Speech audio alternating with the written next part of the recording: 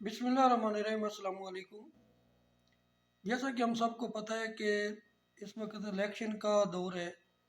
हर कोई अपनी election campaign चला रहा है। इलेक्शन कमीशन जो है वो अपने फ़रज़ अंजाम दे रहा है और इलेक्शन कमीशन को हुक्म दिया गया हुआ है कि पीटीआई के कोई भी जो सीनियर मेंबरान हैं या जो उनको लीड करने वाले हैं उनके किसी की भी कागजात नामजदगी मंजूर नहीं करने, इसलिए बहुत ज़्यादा लोगों को जो है वो कागजात नामजदगी खारिज किए जा रहे हैं, मनसूख किए जा रहे हैं, उनको इलेक्शन की दौड़ से बैर किया जा रहा है।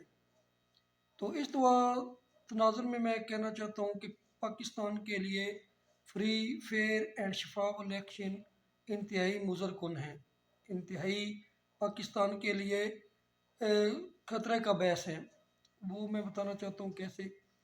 आपको मालूम होगा कि 1970 में पाकिस्तान में पहली दफ़ा जो इलेक्शन जनरल इलेक्शन का इनकाद हुआ तो उसमें फ्री फेयर और शफाफ इलेक्शन हुई और उन फ्री फेयर और शफाफ इलेक्शन की बदौलत पाकिस्तान में जो उस वक़्त दो पाकिस्तान थे, मशरक़ी पाकिस्तान और मगरबी पाकिस्तान।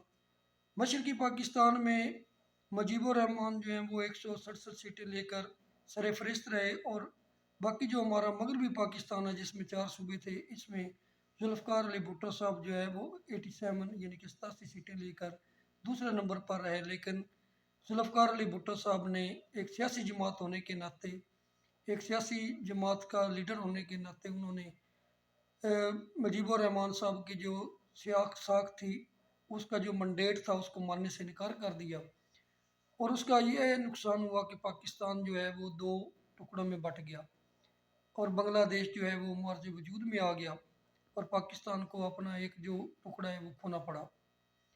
तो उस वक़्त जो हमारी आर्मी थी, जो हमारे उस वक़्त वज़ीर-ए-आज़म बने जुल्फ़िकार अली भुट्टो साहब, फिर जंग हुई 1971 की और उस जंग के बाद जो है वो जब इन्होंने चार्ज लिया जुल्फ़िकार अली भुट्टो साहब ने तो उन्होंने ये कहा कि हमारे पास वहाँ पर पहुँचने के लिए ज़मीनी रास्ता नहीं था। फ़ौज ने भी यही लिया, आड़े हाथ लिया कि हमारे पास ज़मीनी रास्ता नहीं था, दरमियान में इंडिया आता था, तो इस वजह से हम जो है वो जंग हार गए।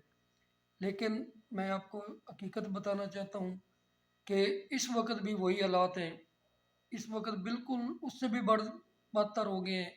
अगर ये लोग समझते हैं कि बलूचिस्तान में, सिंध से में या केपीके में अगर कोई नाफरमानी की तारीख चलती है तो हम ज़ोर की बाजू पे दबा लेंगे, तो मेरे ख्याल में ये बिल्कुल जो है वो खामख्याली होगा और ये बिल्कुल जो है बचपना होगा या इसको पागलपन के अलावा हम कुछ नहीं कह सकते। क्योंकि अगर ऐसे हालात में अगर ताकत के बलबूते पे किसी से कोई टुकड़ा छीना जा सकता है या किसी की सिविल नाफरमानी के तारीख को रोका जा सकता है, तो मेरे ख्याल में इस वक्त इसराइल की और फ़लस्तीन की जो जंग है वो हमारे सामने है। एक तरफ फ़लस्तीन है, उसके पास पूरी दुनिया की ताकत है और उसके पास जदीद टैंक, जदीद हथियार, जदीद जहाज, हर चीज़ जदीद है।